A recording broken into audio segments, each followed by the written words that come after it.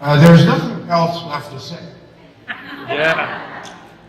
Phil, it has all been said. Beautifully, eloquently, powerfully, articulately, with love and grace. And so I'm in a very awkward position. I have to say something that maybe hasn't been said. So let me begin by lowering your expectations and praying to God that I may speak your thoughts. To Phil Gerlicher, a brother from another mother. To Shirley Lou and the Lou Dynasty. Let's get the Lou Dynasty. The Lou Dynasty for her vision and her tenaciousness. To my BWA partners, my Black Wealth Alliance partners, of which several are in the audience right now, specifically to Shirley Johnson and Jennifer Jones, who have coached me and mentored me through this process and in this business. I love you. Let's not forget Prince and Gloria and William and Marlon. They're watching somewhere. And if not, they'll be watching the tape later. So I just want to make sure that I get them in. And most importantly, to our diverse family of Asians and Latinos and blacks and whites who are in fact changing the face of insurance. Give yourselves a round. We are in fact changing the face of insurance. There were several people that came up on the stage that talked about leadership. Just for one moment, I want to define leadership for you from my perspective. I think to be a leader is to be awake and alert and to be dissatisfied at all times. Yes, we have come a long way, but we have much further to go. Therefore, brothers and sisters, I am not happy. But I am motivated by a positive anger directed towards positive change.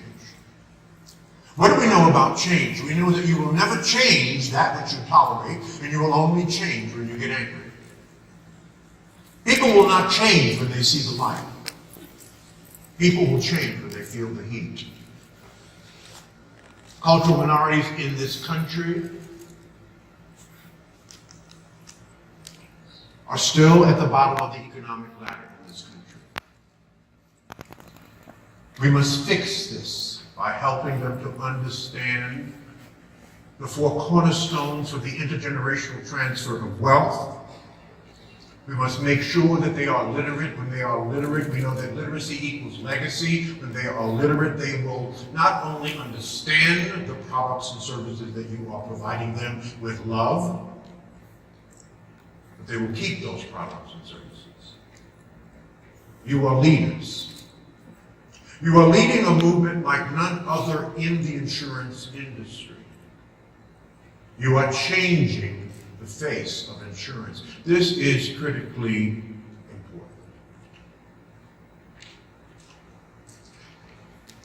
Behind every successful person is a group of people. Behind every unsuccessful person is a group of people. Introduce me to your 5 closest friends, and that will tell me who you are. As they know and as they go, you go.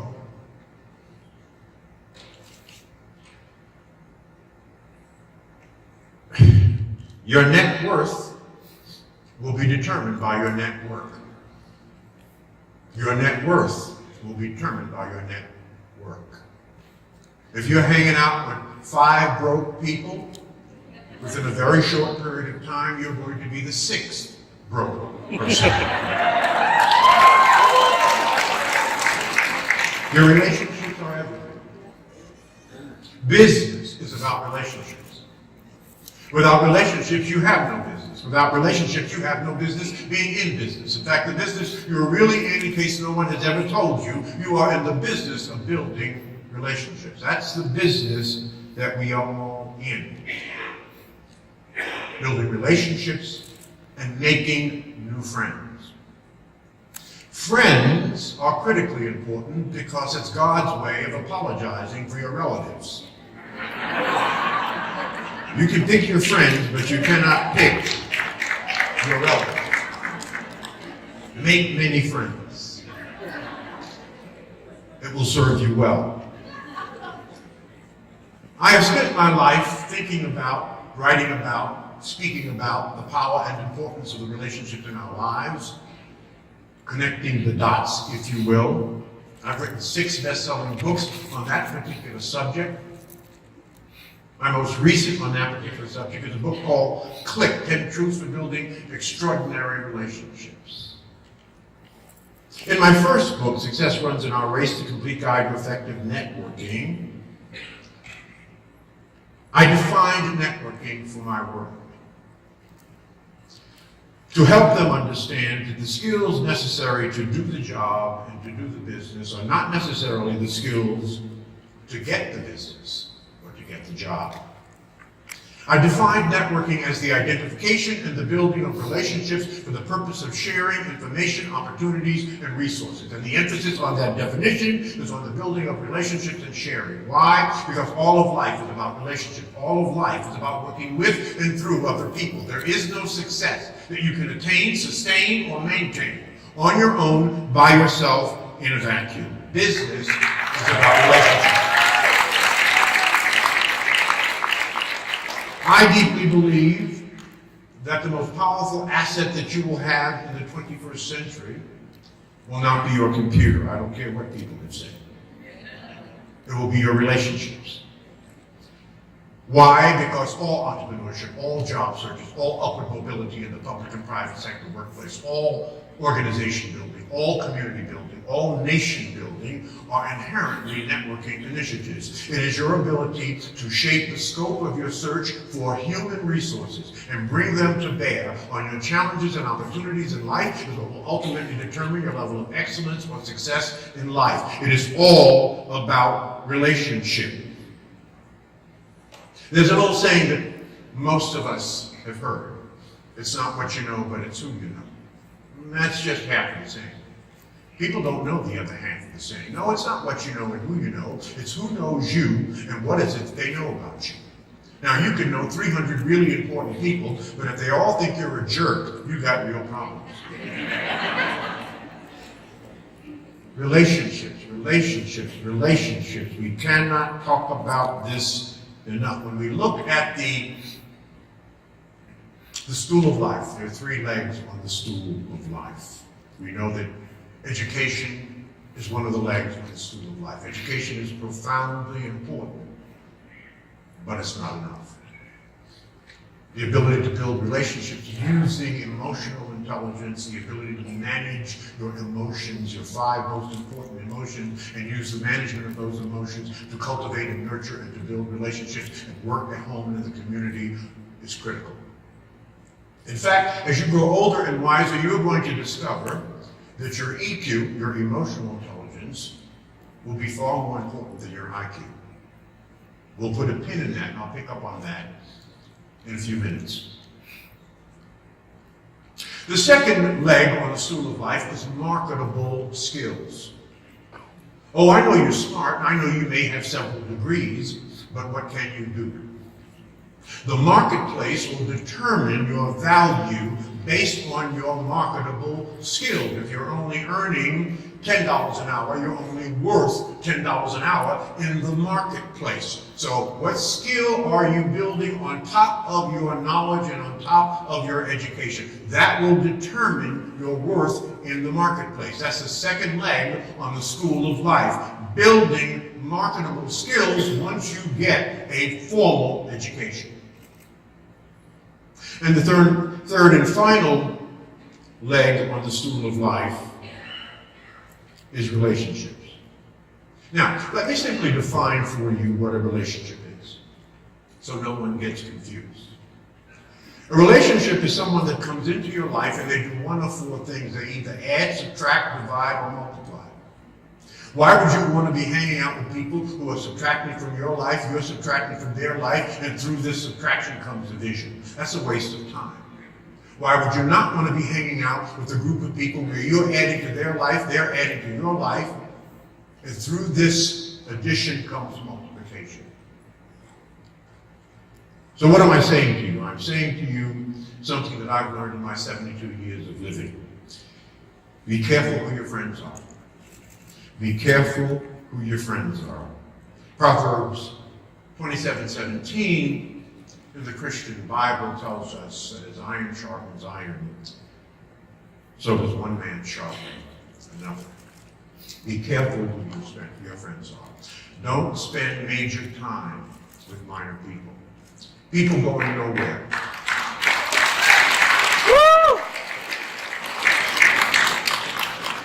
People going nowhere want you to go nowhere with them. People doing nothing want you to do nothing with them. If you want to change your life, change your relationships. Now, for those of you that are raising children, let me just say this and still be loved. I hope you're spending as much time raising the friends of your children as you are spending raising your child. Why? Because the pressure on your child from their so-called friends will be far greater than any pressure you will ever be able to put on your child. Be careful who your child's friends are. Now, I'm going to conclude this little piece and get into really what I'm here to talk about, and that are the mistakes that we make when networking. So here is a very, very important piece of business advice. If you forget everything I say to you this morning, I want you to remember this piece of business advice. Live by this piece of business advice. Most business decisions are made at an emotional level, and then they're justified by facts. That people do business with people that they know, that they respect, but most importantly, that they like. You see, I don't care what it is that you do, there are at least 10 people that can do what you do.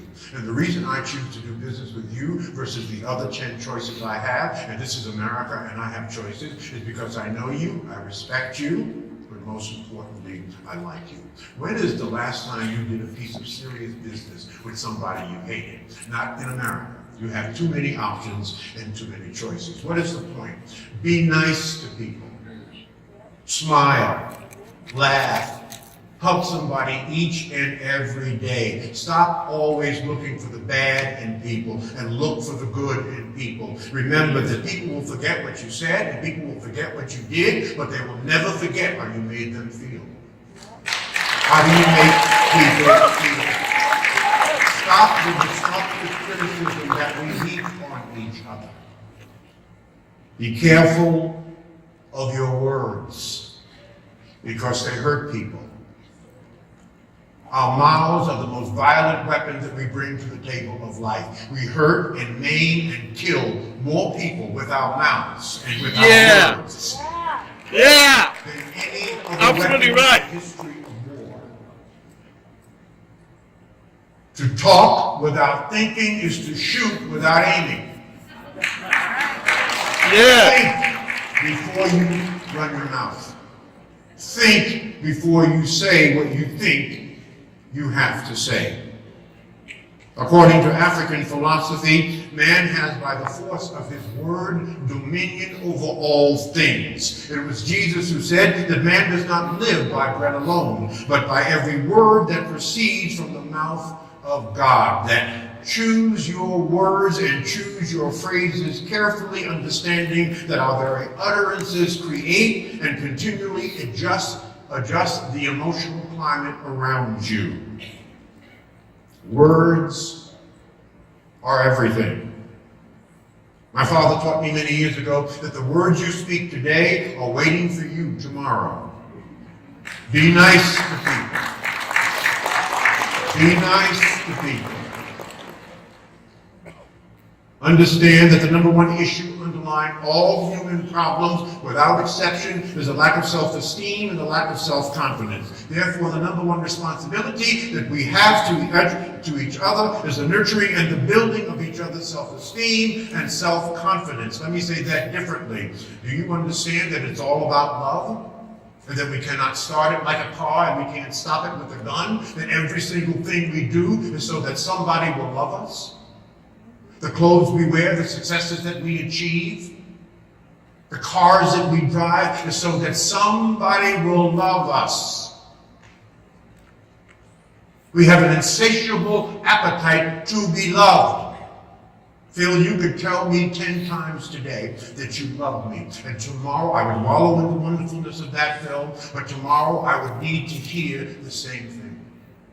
And when you understand it's about love, and you treat your clients with love, and you understand that the purpose of life is very simple. Why? Because God doesn't make anything complicated. We tend to make things complicated. God doesn't make things complicated because he needs everyone to understand it. Why do we make things complicated? Oh, for a couple of reasons. First, so that we don't have to do it. So the more complicated we can make something, the more reasons we have for not doing it. It's been said endlessly upon this stage, keep it simple. That's right, keep it simple. The second reason we tend to make things complicated is to control power.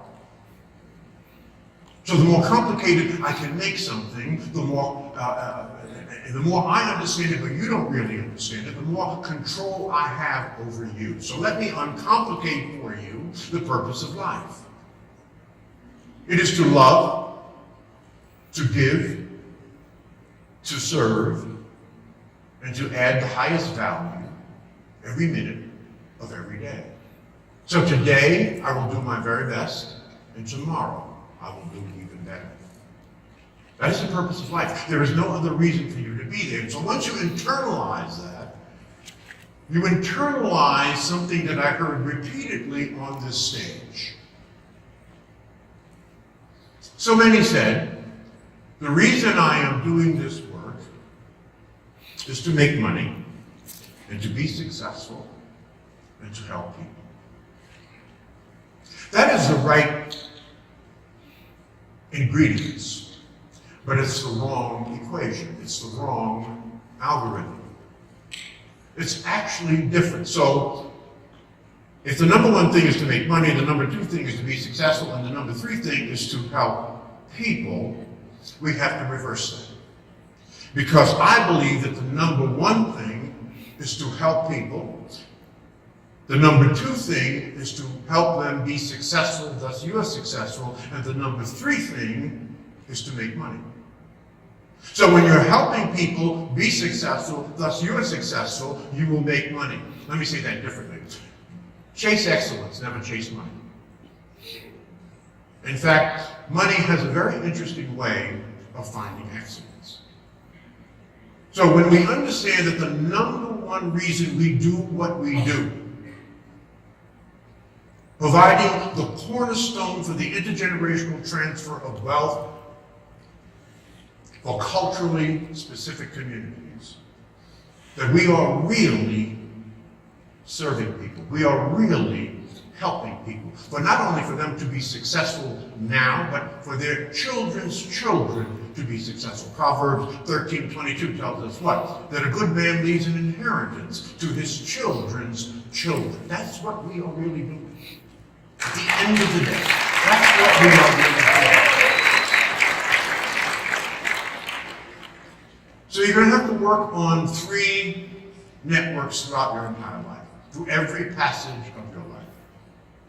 We are typically given about 8 passages. Each passage is about 10 years. Let me say that differently. You're a different person at 10 years old than you were at 1. You're a different person at 20 than you were at 10. Let us pray. You are a different person at 30 than you were at 20. You're a different person at 40 than you were at 30. You're a different person at 50 than you were at 40. You're a different person at 60 than you were at 50. You're a different person at 70 than you were at 60. We are constantly evolving. Let us pray. So people come in and out of our lives, depending on the passage that they come into our lives. So we're constantly working on cultivating, nurturing, and building three specific networks. First is what I call a personal network. These are your close circle of friends. These are people that cheer you on, inspire you, and lift you up. Let's call that your network at home. And we're constantly working on that. The second network is what I call your operational network. These are the people that help you to get specific tasks done in life as they platoon in and out of your life. Whether it's the church, or synagogue, or mosque that you serve, or some volunteer initiative in this world that you're working on. These are the people that serve you, and you serve them, and you help them to get where you're going as they help you to get where you're going in that particular passage of life. There would be very few people in your life that have been a part of your life through all 8 or 9 passages of your life. That's your operational network. And the final network is your strategic network. These are the people that are smarter than you. These are the people that are where you want to be. These are the people that will drag you into the 21st century kicking, screaming, and crying. These are the people that can ultimately be your coaches and your mentors and your leaders. And very, very important part of your network. Because networking really, if you think about it deeply, simply looks like this. That someone is pulling you, and you must always be pulling someone. And the minute you break that connection in either direction, you have a hole in your net. And you know what happens when a fisherman gets a hole in his net? The fish get through too many holes, and the whole infrastructure of support breaks down. Be nice to people.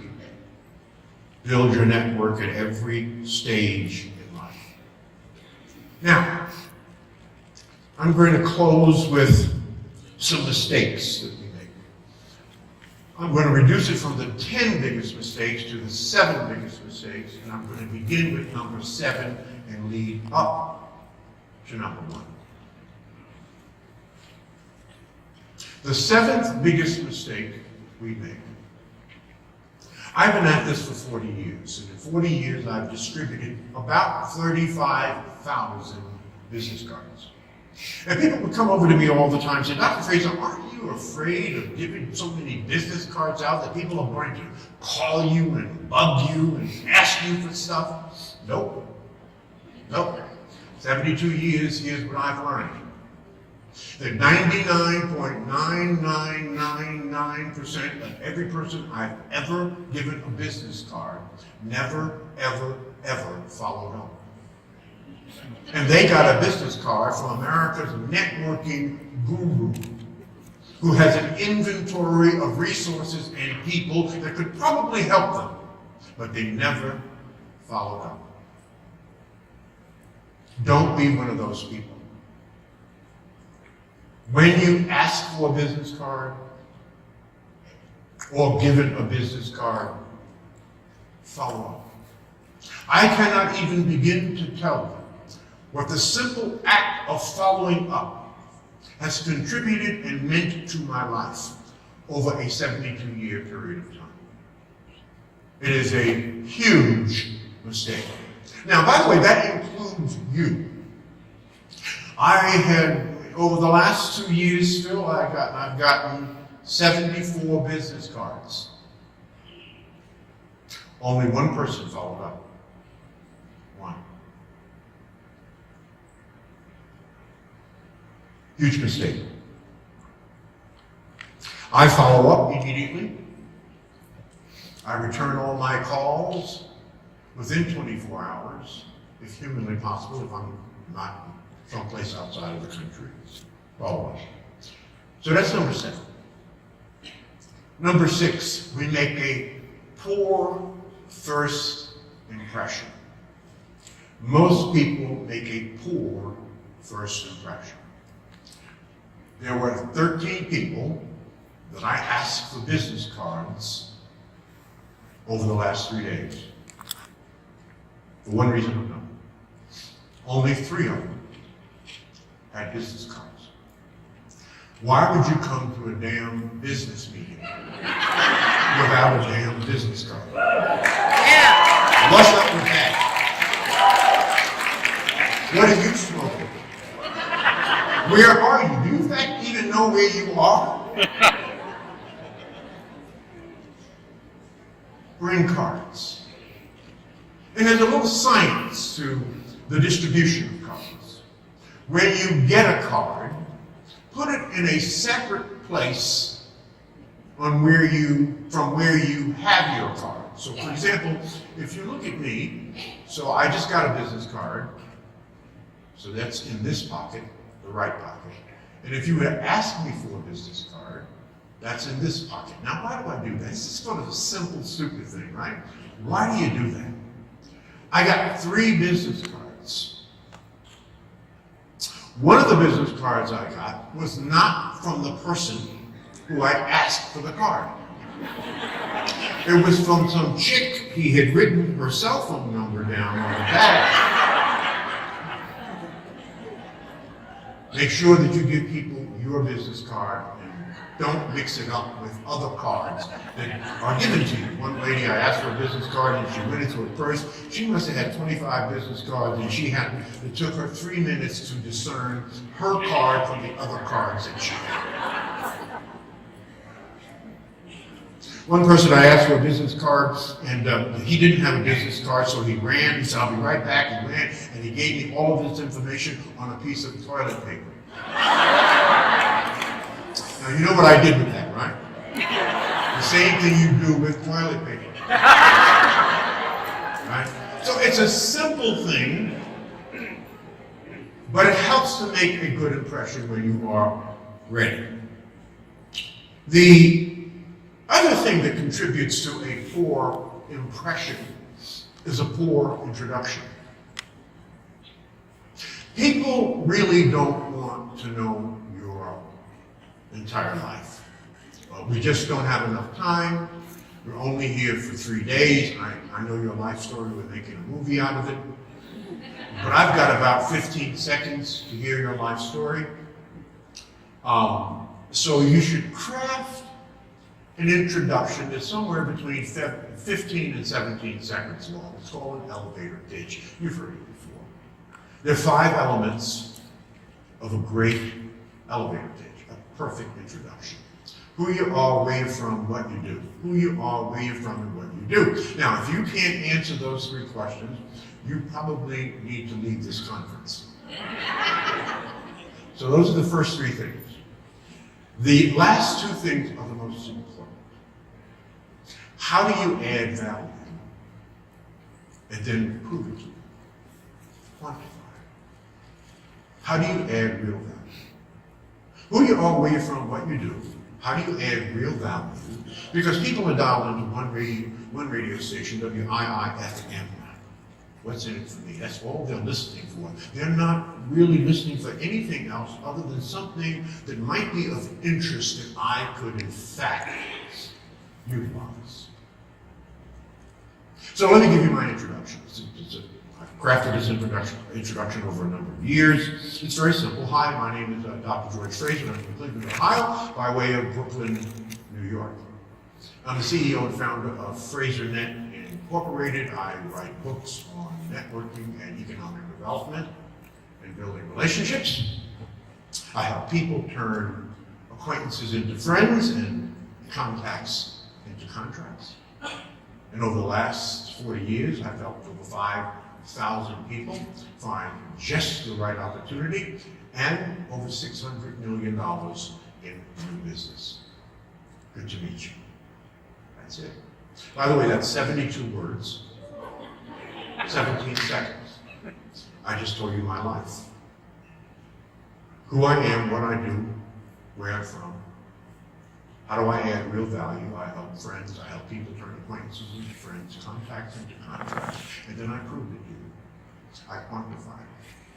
So all of you can take some time relative to this business and our vision and our mission and craft a simple 60 or 70 word introduction that will pique the interest of the person that you're talking about. You see, that's the purpose of an introduction, is to pique their interest, so that they will want to know more about you later. That's all you're going to do. Work on the introduction. And finally, on this whole notion of poor first impression is your facial expressions. Now, this is a tough one. Most of you really have no idea what you really look like in a totally relaxed state. Most people have a natural scowl. There is no organic or natural smile on your face. And when you have a scowl, so for example, I do. I have a natural scowl. Do yourself a favor. Look in the mirror tomorrow morning when you just wake up and just look at yourself. So I've done this many times. Let me show you what my face looks like in the morning.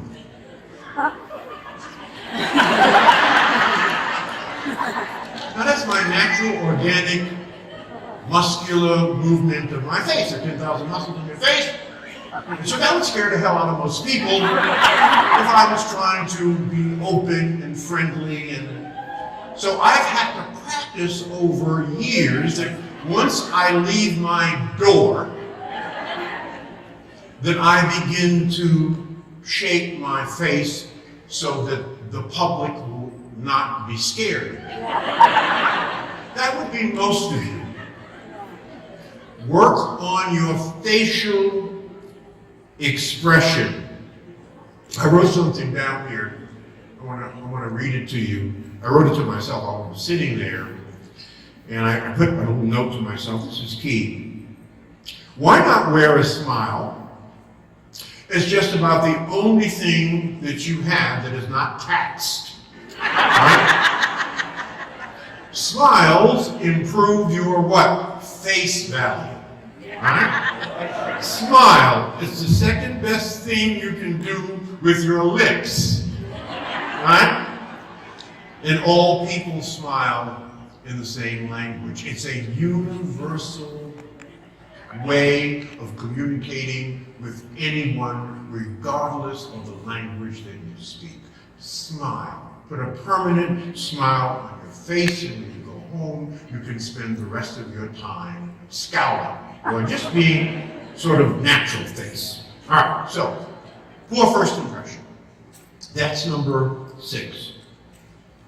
I covered the 5th biggest mistake that we make, and that is we do not spend enough time cultivating, nurturing, and building relationships. Now, this is an exceptional audience because our time, we're taught, and it's impressed upon us, and it's been said by everybody from